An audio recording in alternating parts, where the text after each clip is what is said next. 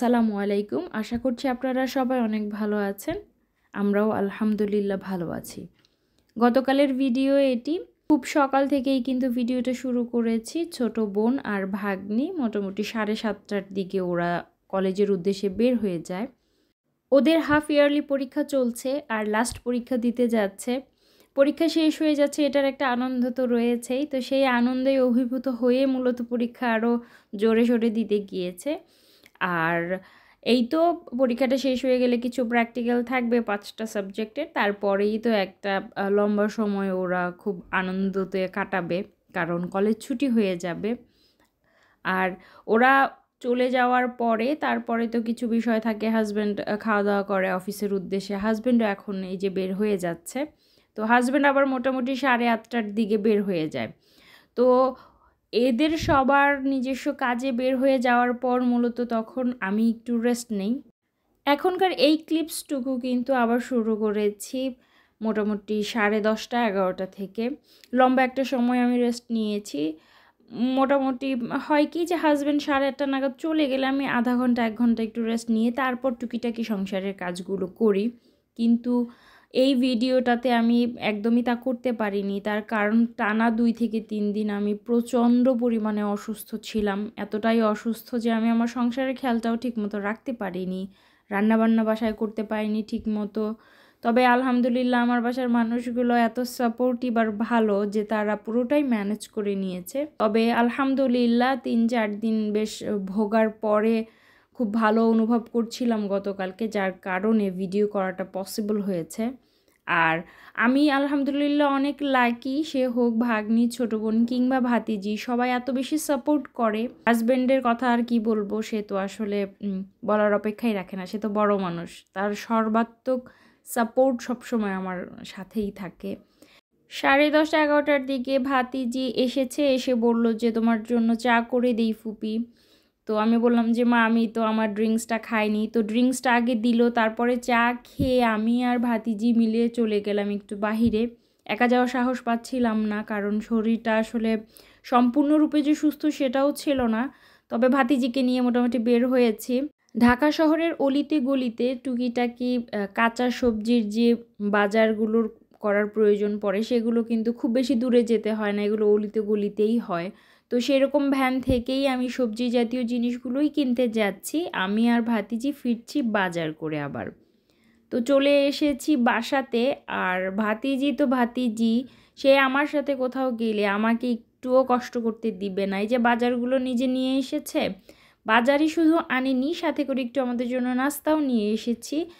শুধু গিয়েছিলাম বাজার করতে, কিন্তু বাজার করতে যেয়ে কিন্তু শুধু বাজার করতে পারিনি। সাথে যেমন নাস্তা নিয়ে এসেছি, ঠিক তেমনি শরীরের খাবারের জন্য নাস্তা আর আমার মনের খাবারের জন্য গাছপালাও নিয়ে এসেছি। হাঁটতে হাঁটতে চলে গিয়েছিলাম অনেক দূরে, আর দূর থেকে গিয়ে নিয়ে এসেছি এই তো এই গাছগুলো। আমি না কি বলবো, আসলে গাছ প্রেমী যারা তারাই একমাত্র এই জিনিসটা রিলেট করতে পারবে, যে গাছ কেনা, গাছ রাখা, চোখের সামনে সেটাকে বড় হতে দেখা, সুস্থ থাকতে দেখা, এটার মধ্যে যে মানসিক তৃপ্তি আর শান্তি রয়েছে, আমার বোধ হয় গাছ যারা ভালোবাসে একমাত্র শুধু তারাই এই জিনিসটাকে উপলব্ধি করতে পারবে। গাছগুলো জায়গা মতো রাখা শেষ, এখন আরও 2টা জিনিস নিয়ে এসেছি, সেই 2টা জিনিসই আপনাদের সাথে শেয়ার করব। অনেক দিন থেকেই ইপসম সল্টটা কিনতে চাচ্ছি, যেটা কিনা গাছের জন্য খুবই উপকারী একটা জিনিস এবং প্রয়োজনীয় একটা জিনিস। আর আরেকটা জিনিস হচ্ছে নিম খৈল, এই জিনিসটা চাচ্ছিলাম অনেক দিন থেকেই কিনবো। গাছ এবং গাছের খাদ্য এগুলো তো রাখা শেষ, তারপরে চেঞ্জ করে নিয়েছি। আর এখন আমার নিজের খাদ্যগুলো ঠিকঠাক মতো রাখবার পালা। সবজিগুলো এনেছি সেগুলো রাখবো। লাউ এনেছি করলা আর এনেছি কাঁচামরিচ।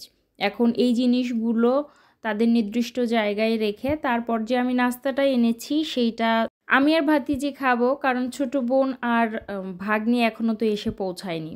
তো যাই হোক, আমাদের মোটামুটি 12টা নাগাদ যে নাস্তাটা আমরা সবচাইতে বেশি পছন্দ করি খেতে, সেটা হচ্ছে সিঙ্গারা সমোচা। আমার মনে হয় ম্যাক্সিমাম বাঙালি এমনটা পছন্দ করে। আর সিঙ্গারা সমোচার সাথে যেই পেঁয়াজ কিংবা মরিচগুলো দেয়, এগুলো কিন্তু আমি কখনোই সিঙ্গারা সমোচার সাথে খাই না, মূলত আমার কাছে ভালো লাগে না। তো এগুলো সরিয়ে নিলাম। আর ভাতিজি বলছিল আমি একটু সাজিয়ে দেই, দাও। তো আমি আর ভাতিজি এখন খানিকটা গল্প করেই আমাদের খাওয়াটা শেষ করব। আর ভাতিজি সব সময় তার লাভ সাইন কিংবা তার উপস্থিতি তো বোঝাবেই আমার ভিডিওতে। আমরা খাওয়া দাওয়া করার পরে কিন্তু প্রায় 1 ঘন্টা পর ভাগ্নি আর ছোটো বোন এসেছে। তো ওরা ওদের মতো ওদের খাবারটা খাক। আমাদের দুজনের জন্য তো শুধু আনিনি, ওদের দুইজনের জন্যও এনেছিলাম নাস্তাটা। তো ওরা ওটা খাক, আমি রান্নাঘরে চলে এসেছি। আমি তো আসলে আর বসে থাকলে হবে না, রান্নাঘরে তো আমার কাজ রয়েছে।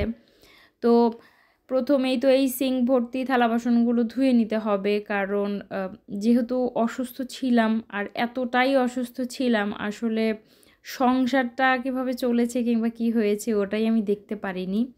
তো হঠাৎ করেই ভাতিজি বলল তুমি একটু গরম পানি দাও, আমি গোসল করব। তো থালা বাসন ধোয়ার মাঝেই আবার ওর জন্য গরম পানি বসিয়েছি, আর এখন রান্না বান্না করবার পালা। ভীষণ একটা সমস্যায় পড়েছি। ইনফ্রারেডে মূলত এই ধরনের নর্মাল রেগুলারলি যে আমরা কড়াইগুলো ব্যবহার করি রান্নার কাজে, এগুলো বসালে না কাত হয়ে থাকে।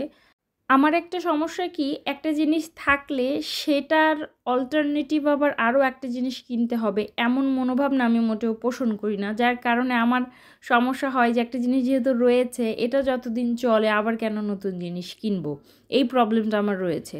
তো কড়াই তো আমার বেশ কয়েকটা রয়েছে, রেগুলার রান্নার কাজগুলো এই সমস্ত কড়াইগুলোতে হয়ে যায়। আমার 4টার মতো কড়াই রয়েছে। তো এখন আমার এর জন্য কড়াই কিনতে ইচ্ছে করে না। কিন্তু এখন দেখছি যে ইনফ্রারেডে আসলে এই রেগুলার ইউজের যে কড়াইগুলো এগুলো বসালে একটু কাত হয়ে থাকে, রান্নাটা রিস্কি, হয়তো বা গরম পানি কিংবা ঝোলটা পায়ে পড়ে যেতে পারে। তো দেখি মাথায় রাখলাম ননস্টিকি রেগুলার ব্যবহারের জন্য কড়াই কেনার বিষয়টা। তো সময় সুযোগ হলে অবশ্যই কিনে নিয়ে আসব। আর এমনিতেই হয় কি মাঝে মাঝে আমি ইনফ্রারেডে হয়তো বা ভাত বসিয়ে দিই, তরকারিটা রান্না করি গ্যাসের চুলায়। তো সাধারণত আসলে ওই রকম সমস্যাটা সবসময় ফেস করি না, তবে মাঝে মাঝে ভীষণ সমস্যায় পড়তে হয় যখন 2টা তরকারি একই সাথে রান্না করা হয়। আপনারা যে মাধ্যমেই আমার এই ভিডিওটি দেখছেন, কেউ যদি ইউটিউব চ্যানেলের মাধ্যমে আমার এই ভিডিওটি দেখে থাকেন তাহলে বলবো প্লিজ আমার ইউটিউব চ্যানেলটিকে সাবস্ক্রাইব করবেন, ভিডিও ভালো লাগলে লাইক করবেন, কমেন্ট করে আপনাদের বক্তব্যগুলোকে জানাবেন।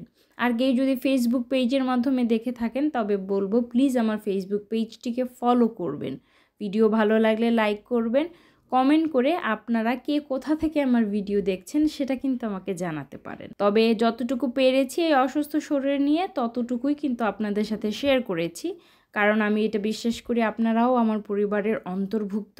আজকের মতো ভিডিওটি এই পর্যন্ত। সবাই অনেক ভালো থাকবেন। আল্লাহ হাফেজ।